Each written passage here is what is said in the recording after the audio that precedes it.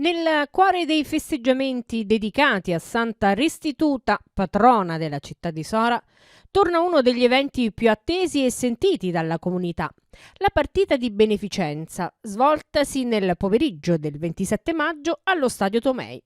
Sul terreno di gioco si sono affrontate la squadra Solidarietà e Sicurezza in Comune e la nazionale Giornalisti Rai, protagoniste di una sfida che va ben oltre il risultato sportivo. Un appuntamento ormai atteso, giunto alla 7ª edizione, capace di unire spettacolo, partecipazione ed impegno sociale. Madrina e presentatrice d'eccezione Maria Cristina Zoppa di Radio Rai. Sicuramente una giornata dedicata alla solidarietà, allo sport, una giornata dedicata alla nostra patrona Santa Restituta.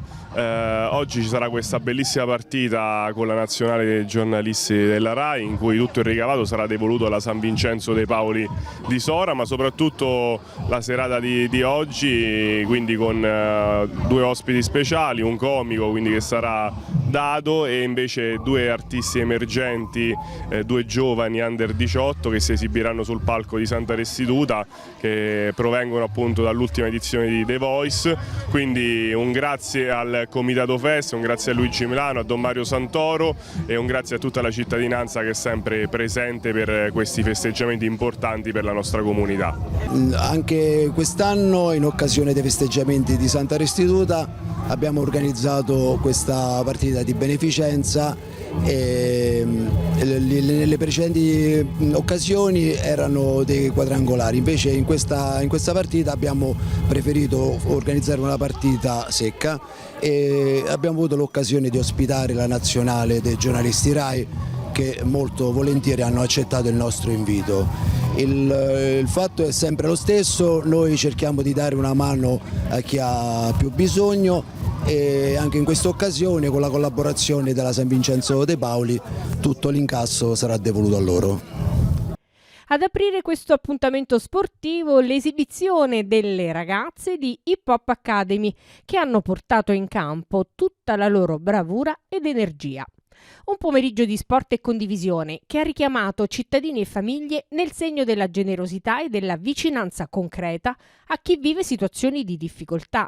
Una partita dal forte valore umano e sociale, dove a vincere in campo è soprattutto la solidarietà ed il senso di comunità. Soprattutto un momento di solidarietà e da quello che vediamo, insomma, un successo che questa manifestazione merita, soprattutto per l'impegno che da anni porta avanti l'associazione San Vincenzo dei Paoli. Siamo veramente onorati di essere qui e mi è stato chiesto prima, dice, qual è il migliore esempio, dice, per i giovani. Una vecchia canzone: bisogna saper perdere, se non sai perdere non sai nemmeno vincere. Poi questo penso che sia la cosa più importante. L'evento sportivo ci appassiona, ci interessa, eccetera eccetera, però è chiaro che il focus è l'evento di solidarietà e su quello non ci sono vincitori, non ci sono vinti, siamo tutti vincitori.